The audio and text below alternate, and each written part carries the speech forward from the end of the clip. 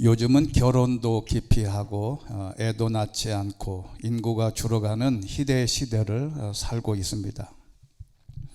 어느 여자분이 남자를 구한다는 이런 내용을 게시했습니다. 여자가 남자가 이런 조건이었으면 좋겠다. 첫째는 키가 남자가 170에서 186은 돼야 되겠다. 본인이 20살인데 남자 나이가 20살에서 27세였으면 좋겠다. 애교가 좀 있는 남자였으면 좋겠다. 네 번째는 착한 남자인데 자기한테 잘해주고 집착이 심해도 이해해주는 남자였으면 좋겠다. 다섯 번째는 다정다감한 남자, 아무 여자한테 잘해주지 않고 자기 자신에게만 잘해주는 남자였으면 좋겠다. 여섯 번째는 노래를 좀 잘했으면 좋겠다. 그리고 일곱 번째는 로맨틱한 남자인데 이벤트를 기억해서 잘해줬으면 좋겠다. 남자들 잘 들어보세요. 본인이 장가갈 수 있는지. 여덟 번째는 기념일을 잘 챙겨주는 남자였으면 좋겠다. 기념일마다 다이아몬드는 못해도 감동을 주는 남자였으면 좋겠다. 아홉 번째는 책임감 있는 남자여서 잘 챙겨주고 여자친구가 해달라는 거 원하는 거 다 해주었으면 좋겠다. 웃기는 소리죠. 열 번째는 배려심이 많고 11번째는 따뜻한 남자였으면 좋겠다. 거기다가 매너도 있으면 좋겠고 집착해주는 남자, 능력 있는 남자가 좋겠다. 이것은 추상적인 거예요. 그런데 두 번째 여자가 아주 좀 더 구체적으로 13가지를 들었습니다. 첫째는 키가 1m 75 이상, 체중은 75kg 미만, 허리는 32 미만, 직장은 공기업이나 대기업이나 7급 이상 공무원에다가 그렇지 못하려면 연봉은 4,500 이상은 좀 됐으면 좋겠다. 그 다음에 어르신들이 보면 뒤로 자빠질 일인데 부모 노후 준비가 잘 돼 있으면 좋겠다. 부모랑 별거하면 좋겠다. 얼굴은 평범한데 모은 돈은 통장에 7천에서 1억 이상은 있으면 좋겠다. 그 다음에 아홉 번째는 인서울 4년제 이상 대학을 나오면 좋고 나이는 35살 미만에 적당히 가정적이고 차는 국산이어도 중형급 이상 차가 있으면 좋겠다. 뚜벅이는 싫다 이거지. 그 다음에 13번째가 중요해요. 사는 곳이 서울이거나 분당, 평택, 동탄, 판교, 광교까지는 제가 좀 해주겠다.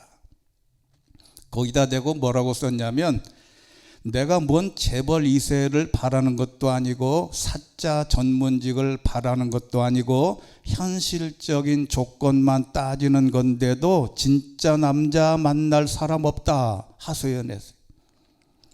근데 그 밑에 있는 댓글이 웃겨서 소개해 봅니다. 거기 댓글에 뭐라고 써 있냐면 너는 다 갖춰 있냐? 꼴에 사진을 올렸는데 꼴에 그 얼굴 가지고 이런 사람을 만날 수 있냐? 불가능하다. 네 스펙부터 공개해라. 죽을 때까지 혼자 살겠네. 이 사람 또라이 아니야? 뭐 이런 댓글이 쫙 달렸어요. 여러분 남자들은 이 조건을 보고 저는 생각을 했어요.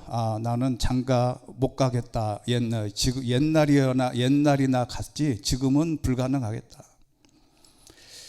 그런데 제가 이걸 딱 보는 순간에 무슨 생각이 들었냐면 만약 하나님이 우리의 인간을 향해서 어떤 조건을 내걸었을 때 천국 갈 수 있는 조건을 하나님이 내걸으셨으면 뭐가 있을까? 제가 한번 골라봤어요. 제가 한번 만들어봤단 말이에요. 첫 번째는 천국 갈 수 있는 조건을 제가 14가지를 생각을 해봤는데 첫째는 적어도 천국 가려면 남자는 키가 180 이상 되고 여자는 160 이상이면 좋다. 주일 성수는 1년에 3번 이상 빠지면 아웃이다. 1년에 헌금은 1억 정도는 해야 되고 전도는 1년에 10명 이상은 반드시 해야 천국문에서 들여보낸다. 봉사활동은 1년에 30일 이상, 구제헌금은 1년에 1,000만 원 이상, 새벽기도는 365일 중에 300일 이상, 가족 중에 믿지 않는 사람이 하나도 있으면 안 되겠다. 그 다음에 찬양을 잘해야 되고 음치는 천국 못 간다. 그 다음에 아멘은 200데시벨 이상 크게 매번 해야 된다. 그 다음에 기도 생활은 하루에 3시간 이상, 성경은 평생 100독은 해야 내가 천국문을 열어준다. 그 다음에 미워하는 사람 한 사람도 없고 10계명 하나라도 어기면 아웃이다. 자, 그러면 제가 이런 조건은 아주 순화해서 14가지를 했는데 이 조건을 다 갖춰야 천국 간다고 하면 여러분은 가능하시겠냐? 제가 생각해 보니까 저는 결혼도 천국 가기도 튼 것 같아요. 여러분, 이런 조건을 다 갖춰야 된다면 우리는 하나님 나라에 들어갈 사람이 하나도 없다 이거지. 그게 성경에 있는데요. 사람들은 정직하고 문제없고 돈 많이 벌고 직장 좋고 좋은 차 몰고 좋은 집에서 사는 사람을 요구하지만 하나님은 천만다행으로 이렇게 말씀하셨어요. 마가복음 2장 17절 말씀 같이 읽겠습니다. 시작. 예수께서 이 말을 들으시고 그들에게 말씀하셨습니다. 건강한 사람에게는 의사가 필요하지 않으나 병든 사람에게는 의사가 필요하다. 나는 의인을 부르러 온 것이 아니라 죄인을 부르러 왔다. 아멘. 여러분, 하나님이 이렇게 말씀하셨기에 우리가 가능하지, 우리가 의인을 부르러 왔다 그러면 어떻게 우리가 하나님 나라에 갈 수 있겠냐? 여기 의인은 신의 법에 순종하는, 죄인은 범죄에 몰두하는 이라는 뜻이 있어요. 이 말은 우리가 하나님의 법에 순종하지 못하는 것은 당연하고 죄의 범죄에 몰두해 있는 사람을 하나님이 부르시려고 오셨다. 이런 죄를 지은 범죄에 몰두하고 있는 사람을 부르러 오셨는데, 불러서 천국에 들어가게 하려고 부르셨는데, 오늘에 있는 본문 말씀 같이 한번 읽겠습니다. 시작. 그러나 우리가 아직 죄인이었을 때에 그리스도께서 우리를 위해 죽으심으로 하나님께서는 우리에 대한 그분의 사랑을 나타내셨습니다. 아멘. 우리가 아직 죄인이었을 때, 아직 죄를 짓고 있을 때, 우리가 죄 가운데 빠져 있을 때 우리를 위해 하나님 예수님이 죽으셨다는 거예요. 의로운 사람을 위해서가 아니고 흠없고 문제없고 죄짓지 않는 아주 신성한 거룩한 성품으로 똘똘 뭉친 그런 사람을 찾는 게 아니라 죄인을 부르러 왔다는 데에 얼마나 큰 위로가 되냐. 여러분, 성경에는 어떤 사람이 세봤대요. 한 3만 명 정도 된다 그래요. 그런데 성경에 수많은 사람들이 있지만은 모두가 다 허물투성이었어요. 허물 없는 사람은 딱 한 분, 예수님 말고는 아무도 허물이 없는 사람이 없었어요. 모두가 다 허물투성이었는데 하나님이 쓰셨는데, 오늘은 하나님께서 쓰신 중요한 인물 8명을 우리가 한번 살펴보겠습니다. 첫 번째, 하나님은 노아가 술에 취하리라는 것을 아시고 그를 사용하셨어요. 노아가 홍수에서 구원받고 처음으로 노임을 받았을 때 그 노아가 술 취해서 자기의 장자를 저주할 걸 아시고 120년 동안 방주짓게 하고 그를 살려주셨다는 거죠. 여러분, 창세기 9장 21절 말씀 보면 그가 포도주를 마시고 취해 자기 장막 안에서 벌거벗고 있었을 때 가나안의 조상인 함이 자기 아버지가 벌거벗은 것을 보고는 밖에 있는 다른 두 형제에 가서 사실을 알렸어요. 그리고 그가 술 취해서 깨자마자 이 사실을 알고 자기를 비아냥거린 자기의 허물을 들추어낸 함을 저주했습니다.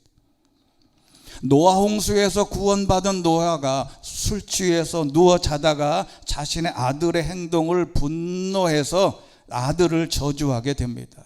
아무리 사람이 이상해져도 술 취했다가 깨가지고 자기 아들을 저주하는 사람은 이건 멘탈이 이상한 거예요. 여러분, 우리가 많은 사람이 술 취해서 아침에 일어나서 정상으로 아들이 그랬다 그러면 하고 웃고 넘어져야 되는데, 아들을 그렇게 했다 그래서 아들을 저주한 거는 노아가 벌써 멘탈이 이상한.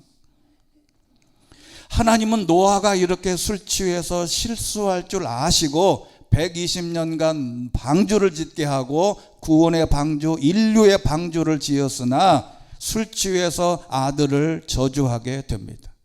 이런 노아를 살려주시고 홍수로 모두를 다 죽이고 이런 노아를 살려주셨다는 거죠. 하나님은 그를 선택해서 사용하셨다는 겁니다. 왜? 뒤에 제가 왜 그랬는지를 말씀을 드릴게요. 여러분, 성경은 그래서 술 취하지 말라. 왜요? 마시는 것 자체는 죄가 아닙니다. 그래서 문제는 술 먹은 다음이 문제예요. 음주운전하고 술 먹고 살인하고 술 먹고 싸우고 이성이 마비되는데, 성경은 뭐라 그랬냐면 고린도전서 5장 11절에 있는 말씀 보면 쭉 나가다가, 제가 노란 글씨로 되어 있죠. 중상모략하는 사람이거나 술꾼이거나 드렁큰 술꾼이거나 약탈하는 사람이면 그런 사람과는 함께 밥도 먹지 마라. 그 다음에 고린도전서 6장 10절에 있는 말씀 보면 도둑이나 탐욕을 부리는 사람이나 술꾼이나 남을 헐뜯는 사람이나, 동격이라는 말이에요. 도둑놈, 탐욕을 부리는 사람, 남을 헐뜯는 사람, 남을 속임수로 사기치는 사람, 약탈하는 사람은 하나님 나라를 상속을 못 받는데 술꾼도 동격이다. 여러분, 이게 엄청 중요한 거예요. 따로따로가 아니고 술꾼이 그런 동격이라는 게 사기꾼하고 똑같다는 거예요. 그래서 에베소서 5장 18절 말씀 같이 한번 읽겠습니다. 시작. 또한 술에 취하지 마십시오. 잘못하면 방탕에 빠지기 쉽습니다. 오히려 성령으로 충만하게 되십시오. 할렐루야. 인류가 만들어낸 최악의 제품이 뭐냐? 술이에요. 이 술 때문에 술 취하고 술 실수할 뿐만 아니라 이 술 때문에 우리나라나 여러 가지 얼마나 많은 어려움이 있어요. 그런데도 하나님은 술 취한 노아가 이렇게 술 취해서 자기 아들을 저주할 줄 아시고 사용하셨다. 두 번째, 하나님은 야곱이 거짓말을 할 것을 아시고 그를 사용하셨어요. 그 형 에서가 훨씬 정직한 사람이었어요. 왜 이 야곱을 쓰셨을까? 창세기 27장 18절 보면 야곱은 아버지에게 가서 말했습니다. 아버지, 이삭이 대답했습니다. 그래, 내 아들아, 내가 누구냐? 그랬더니 야곱이 아버지에게 말했습니다. 저는 아버지의 맏아들 에서입니다. 완전 사기꾼이지. 어떻게 하면 자기 아버지를 속여요? 지는 야곱인데 너는 누구냐 그랬더니 맏아들 에서입니다. 인류의 조상 가운데 최고의 거짓말 달인이 야곱입니다. 장자권을 죽 한 그릇으로 팔라는 것도 거짓말이고 말장난인데, 그렇게 시작된 그가 어머니와 공모해서 아버지를 속이고 복을 가로챘어요. 그의 인생을 어디를 가던 거짓말로 일괄했습니다.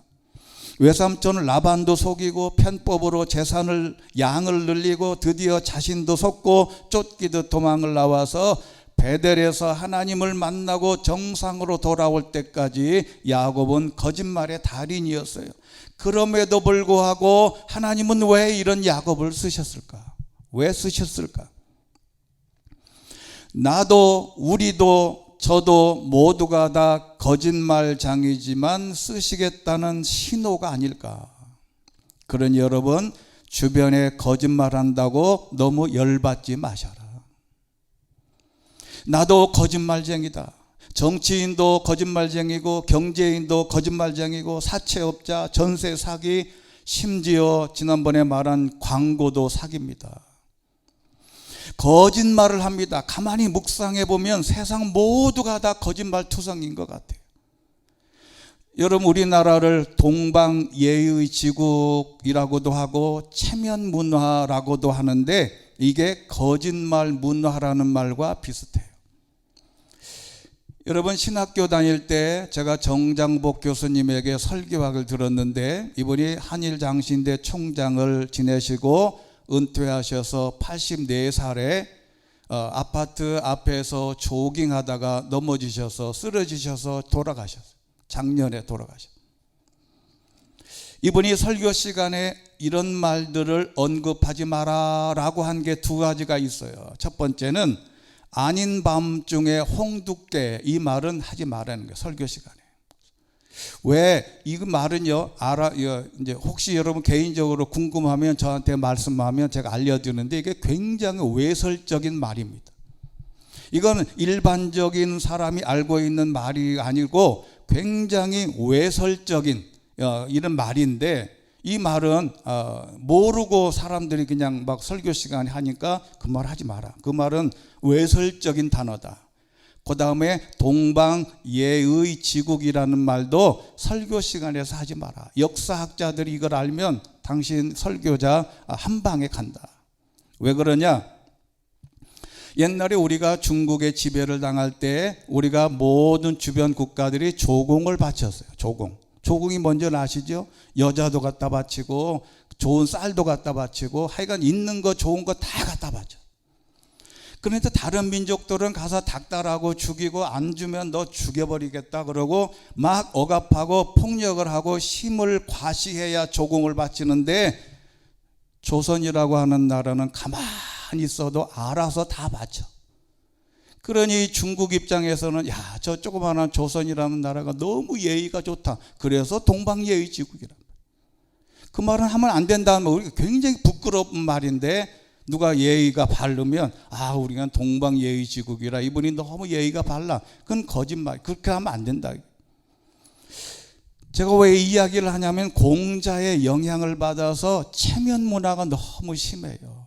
그래서 우리가 어디 가서 제가 이제 그 중학교 다닐 때 저 옆에 있는 조 땡땡이라고 하는 친구 집에 가서 그 친구하고 학교를 가는데 제가 일찍 준비를 일찍 하고 그 집에 가면 꼭 그 집에 아침을 먹어.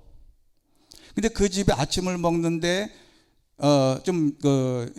이런 얘기하면 좀 죄송하지만 저희 집하고는 반찬과 밥 색깔이 달라. 그 집에 가면 쌀밥에다가 아주 잘 먹어. 근데 어떨 때는요, 저도 가서 먹고 싶다니까. 아침을 먹고 하는데도 너무 부러운 거야. 그래가지고 이제 밥 먹었냐 물어봐요. 그러면 저는 밥 먹고 다 있는데 배는 고파요. 왜냐하면 밥을 먹었다 그래서 배 안 고픈 건 아니고. 그러면 뭐라 그래요? 먹었다 그러지. 안 먹어놓고. 왜? 그게 안 먹었다 그러고 수저 갖고 달려들면 그게 체면에 안 되니까. 거짓말아. 어디를 가든지 누가 뭘 얘기하든지 우리나라는 뭐라 그래요? 3-4번을 물어보라는 거예요. 뻔히 내가 거짓말로 하는 걸 알면서도 처음에 얘기하면 그래요.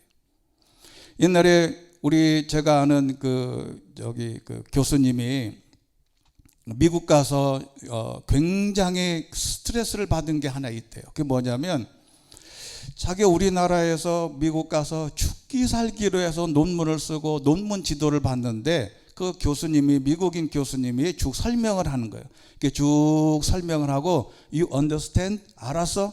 그 물어보네. 물어보면 다 이해를 했는데도 이 교수님이 너무 예의가 발라가지고 뭐라고 그랬냐면 제가 뭘 알겠어요. 교수님이 하신 말씀을. 그러니까 교수님이 다시 설명하는 거예요. 그게 아니고 이건 이거고 이건 이거고 You understand? 물어보는 거예요.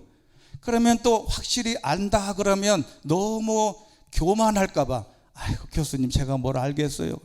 3번 그러니까 교수님이 신경질을 나가지고 너 나가라고, get out! 그렇게 설명을 해줬는데도 왜 모르냐 이거예요. 나중에 이 교수님이 그 얘기를 하고 왜 이분이 이렇게 성질을 낼까 나중에 봤더니, 내가 알고 있는 것을 설명했으면 yes, I understand, 압니다, 감사합니다라고 해야 되는데 제가 뭘 알겠어요? 그러다가 기도교수를 바뀌었대요. 그래서 1년을 더 한 거예요. 여러분, 체면 문화 좋은 거 아니에요. 그렇다 그래서 거짓말 하지 말라 그래서 그냥 내뱉으라는 말이 아니에요. 자, 여러분, 하지만 마음이 놓이는 것은 야곱도 저도 이웃도 여러분도 다행스럽게 거짓말을 해도 하나님은 쓰시더라. 그 다음에 3번째는 하나님은 모세가 살인할 것을 아시고 그를 사용했어요. 출애굽기 2장 11절 말씀 보면 세월이 흘러서 모세가 어른이 됐을 때 어느 날 갑자기 나가보니 자기의 동족이 함께 노동을 하고 있는데 애굽 사람이 그를 때리고 그를 협박해. 그래가지고 몰래 있는 사이에 가서 애굽 사람을 돌로 쳐 죽였어요. 그래서 12절에 있는 말씀 보면 아무도 없는 것을 보고는 이집트 사람을 죽여서 모래에다 확 묻어버렸어요. 모세는 이스라엘을 건국한 건국의 아버지입니다. 아브라함은 멀리 있지만 모세는 건국의 아버지라니까요. 여러분, 믿음의 조상은 아브라함이지만 이스라엘을 다시 세운 사람은 모세는 살인자인데 다르게 설명할 필요 없어요. 살인의 모든 상황은 자체가 나쁜 겁니다. 올바른 살인, 정의로운 살인은 없어요. 혈기를 제어하지 못해서 사람을 죽인 자가 살인을 했는데 하나님은 이렇게 살인할 줄을 아시고 하나님은 모세를 사용하셨다. 여러분, 제가 어릴 때 책을 좋아해서 김홍신 씨가 쓴 인간시장이라는 책이 있어요. 이 책이 공전에 히팅을 했어요. 이 김홍신 씨가 처음에 이 책을 져가지고 출판사에, 대형 출판사를 갔더니 뭐 이런 쓸데없는 책을 내냐고 그냥 문전박대했어요. 그런데 그 인간시장을 낸 출판사는 아주 학급의 아주 중소기업도 안 되는 조그마한 출판사 사장이었어요. 그 사람이 딱 보더니 집 한 채를 사주고 판권을 계약을 해버렸어요. 그때 여러분 어떻게 된지 아세요? 이 책이 한 권당 100만 부 이상 팔려가지고 이 김홍신 씨가 그 다음부터 대한민국에 모르는 사람이 없었어요. 그 인간시장 내용이 뭡니까? 보복하는 거예요. 억울하게 당한 사람 가서 죽이고, 억울하게 당하는 사람 두들겨 패고, 법은 멀고, 이거에 사람들이 흥분해요. 여러분, 보복은 하나님의 영역이지 살인했다고 보복한다고 좋은 건 아니에요. 하나님은 그러나 모세를 살인자였어도 사용했다. 그 다음에 하나님은 라합이 창녀인 것을 아시고 사용하셨어요. 여호수아 2장 1절에 있는 말씀 보면 이 정탐꾼이 도망가서 비밀리에 정탐하다가 숨어가서 라합이라고 하는 창녀 집에 들어가서 숨었어요. 그런데 이 먼 훗날 히브리서는 뭐라 그랬냐면 믿음으로 창녀 라합은, 자 여러분, 예수님의 족보에 5명이 등장해요. 여자 이름이. 나머지는 다 남자인데 5명이 등장하는데 첫 번째 예수님의 마리아는 빼고 4명은 이상한 사람이에요. 다말이라는 사람이 예수님의 족보에 마태복음 1장에 등장하는데 이 다말이 누구냐면 유다 야곱의 아들인데 바로 유다라고 하는 이제 아들의 장자인 엘이라고 하는 사람의 부인이었어요. 다말이. 그런데 엘이라고 하는 사람을 하나님이 악해서 죽여버렸어요. 근데 혼자 다말이 생겼잖아요. 혼자 있었잖아요. 근데 이 다말과 이 유다가 결혼을 말하자면 해서 낳은 아들이 예수님의 족보에 올라와요. 그러니까 시아버지와 며느리 사이였어요. 다말이. 여러분, 우리가 이런 족보를 볼 때 이런 쓰레기 같은 족보가 있나 그럴 텐데 성경은 기록을 했단 말이죠. 그 다음에 루시라고 하는 사람은 이방 여인이었어요. 그 다음에 우리아의 아내 밧세바입니다. 이것은 다윗이 부정한 방법으로 남의 아내였던 먼 훗날에 솔로몬의 어머니인 바로 이 우리아의 아내를 범하고 데려왔어요. 그래가지고 나중에는 이 부정한 방법으로 취한 뒤에 가서 설명할 테지만, 그래서 이 창녀 라합은 바로 살몬의 아내가 돼서 먼 훗날 언젠가 말씀드렸지요, 다윗의 할머니가 돼요. 여러분, 기가 막히지 않습니까? 이 창녀가 다윗의 할머니가 된다니까. 여러분, 기생 라합은 창녀였음에도 불구하고 하나님이 사용하셨다. 여러분, 세상은 참 어떻게 보면 창녀 소굴 같아요. 강남의 소망교회가 가면요, 주보가 간단합니다. 간단한데 헌금자 명단을 초창기부터 헌금자 명단을 주보에 발표를 안 했어요. 왜 주보에 헌금자 명단을 내냐면 내가 헌금한 게 제대로 수납이 됐나 확인하라고 내놓는 거거든. 근데 이 강남에 있는 곽선희 목사님이 저희들 교회 성장학 가르칠 때 본인이 얘기하셨으니까 개척을 하고 교회가 점점 불어가는데 익명으로 헌금하는 사람이 너무 많은 거야. 그래서 왜 이렇게 주보에 이렇게 내주면 또 어떤 자부심도 있고 할 텐데 왜 이렇게 익명으로만 하는 게 되지?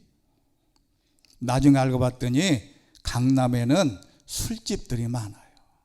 10% 같은 이 룸살롱들이 너무 많아. 술 먹고. 그런데 이분들이 교회에 와서 그렇게 라합 같은 역할로 돈 벌었는데 그래도 하나님 앞에 헌금하려고 내려다 보니까 이름을 내기가 힘든 거야. 그래 익명으로 된 거야. 야, 그래서 곽선희 목사님이 이렇게 생각을 했대. 그거 명단을 보고 눈물을 흘렸어.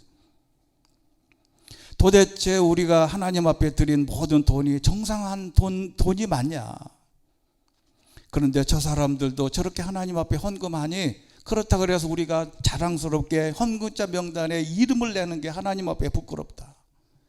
그래가지고 어떻게 하냐면 명단이 나온 사람은 교회 사무실 앞에 이렇게 A4 용지에다가 쫙 붙여놔요. 지금도 그렇게 합니다.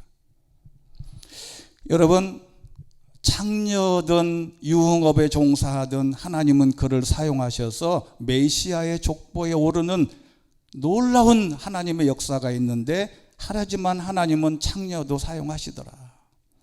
그 다음에 5번째, 요나는 도망갈 걸 아시고 사용하셨어요. 요나서 1장 보면 니느웨에 가서 복음을 전하라 그랬더니 이놈이 어디로 도망가요? 여호와를 피해서 다시스로 도망갔어요.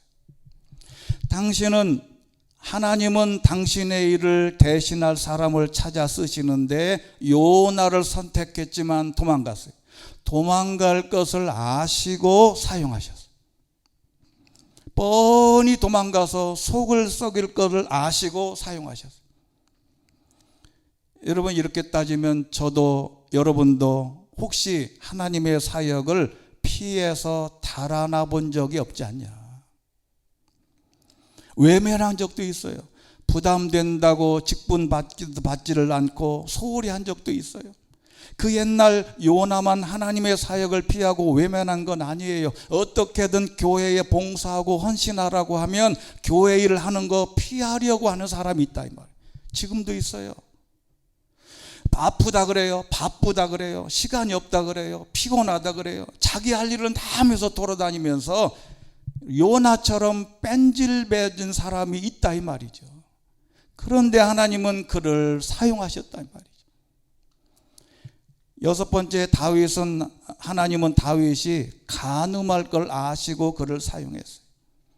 사무엘하 11장 2절 이하에 보면 어느 날 왕이 돼서 왕궁 옥상에 올라가서 낮잠을 자고 일어났더니 멀리서 어떤 여자가 멀리서 목욕하는 걸 보고 저 여자 데리고 와라.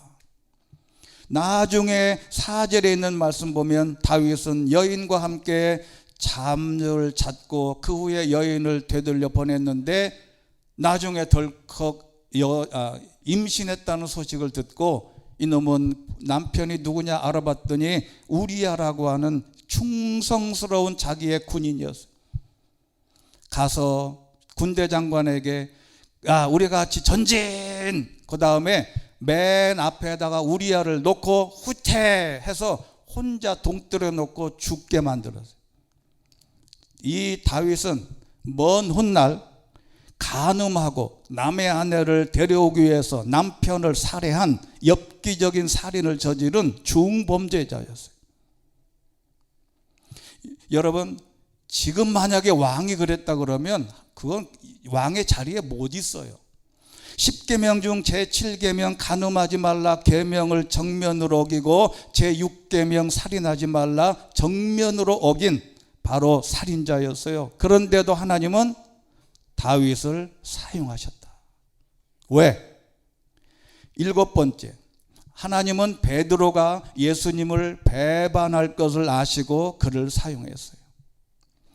누가복음 22장 56절에 있는 말씀 보면 베드로는 이 사람도 예수와 함께 있었다. 여종이 와서 그랬더니 베드로가 부인하며 말했습니다. 여자여, 나는 그를 모르오. 여러분, 이 베드로가 어떻게 확신한지는 아시죠? 마가복음 14장 31절 말씀 이랬던 적이 있어요. 같이 읽습니다. 시작. 그러나 베드로는 힘주어 말했습니다. 주와 함께 죽을지언정 결코 주를 모른다고 하지 않을 것입니다. 다른 모든 제자들도 같은 말을 했습니다.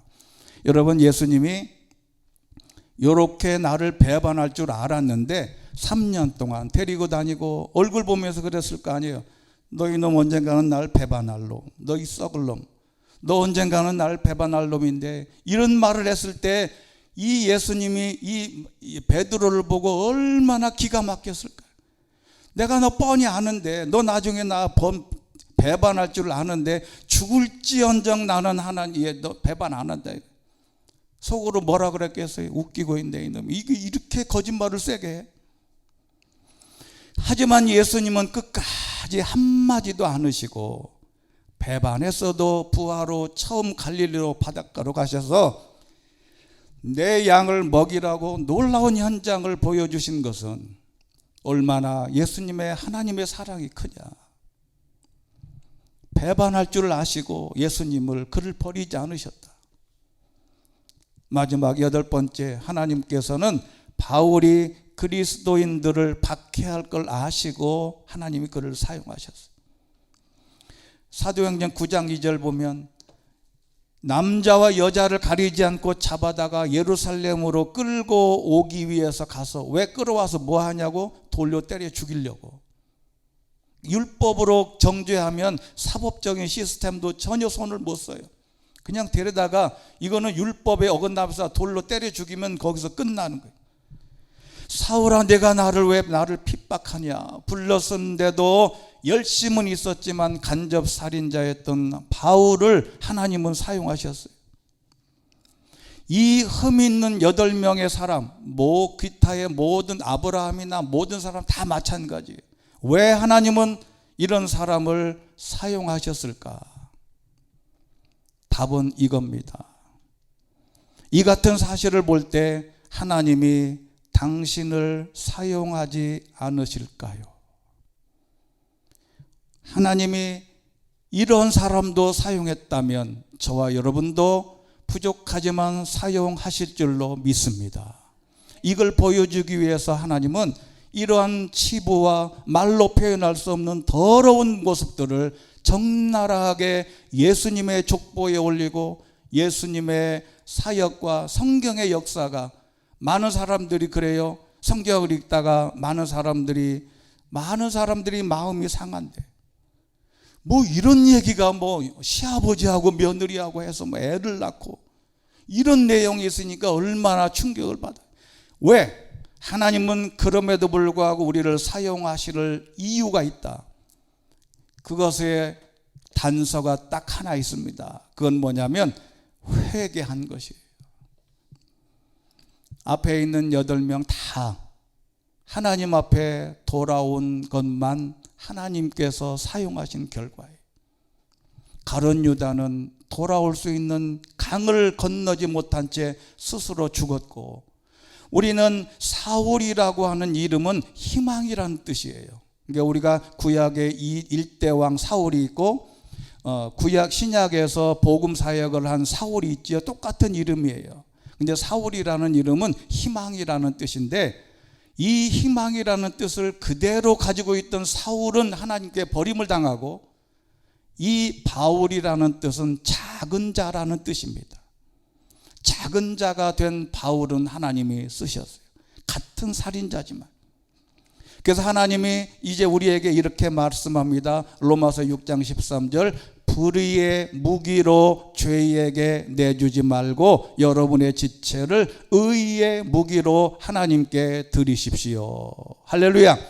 우리도 회개하고 이제는 다시 같은 죄를 짓지 않고 불의의 무기에서 의의 무기로 변환되는 회개의 전환점을 갖게 되시기를 주의 이름으로 축원합니다. 남들 볼 거 없어요.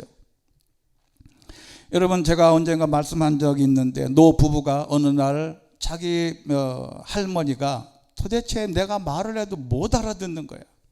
뭐라고 물어도 대답도 안 하고, 내가 뭐라고 얘기를 해도 이게 도대체 이 영감이, 우리 부인이, 이 할머니가 이제 큰일 났구나, 귀가 먹었구나. 그래서 어느 날 본인이 실험을 하려고 그랬어. 10m 뒤에쯤 가가지고, 할멈, 오늘 저녁 메뉴가 뭐야? 그러니까 조용한 거예요. 못 알아들어서 이 할망구가 귀가 먹었어. 그래가지고 다시 5m 정도 가가지고, 할멈, 오늘 저녁 메뉴가 뭐냐니까? 그러니까 조용해. 말을 안 해. 야, 큰일 났다. 이렇게. 그래서 1m 가까이 가가지고, 할멈, 오늘 저녁 메뉴가 뭐냐니까? 아주 1m 밖에서 얘기했는데도 말을 안 해. 그래가지고, 야, 이제 할머니 큰일 났다. 이거 보청기라도 해줘야 되나? 그러고서 가까이 가서 귀에다가 바짝 대고, 할멈! 이 영감탱이야. 할멈, 오늘 저녁 메뉴가 뭐냐니까? 그랬더니 이 할멈이 이렇게 얘기했대요. 야, 이 영감탱이야, 내가 3번이나 저녁 메뉴가 수제비라고 했잖아. 누가 귀가 먹은 거예요? 할아버지가 먹은 거지. 여러분, 이런 할아버지가 너무 많아요, 세상에. 어디를 가든지 다 잘못됐대. 로마서 14장 10절에 그대는 왜 그대 형제를 판단하냐? 왜 그대의 형제를 업신여기냐? 우리 모두가 하나님의 심판대에 설 텐데 왜 이렇게 판단하며 사냐? 문제는 네가 문제다. 여러분, 현대인들의 가장 약점은 남을 판단하고, 자기는 귀가 안 먹었는데 남들 보고 다 귀 먹었대. 그래서 핵심은 뭐냐면, 내가 스스로 하나님 앞에 깨닫고, 마태복음 4장 17절, 예수님의 복음의 공생의 첫 번째 현장입니다. 시작. 그때부터 예수께서 말씀을 전파하기 시작하셨습니다. 회개하라, 하늘나라가 가까이 왔다. 기독교의 시작은 회개입니다. 끝에도 회개예요. 회개는 마음을 더 좋게 바꾸고 진심으로 혐오스러운 과거의 죄를 고치는 게 회개입니다.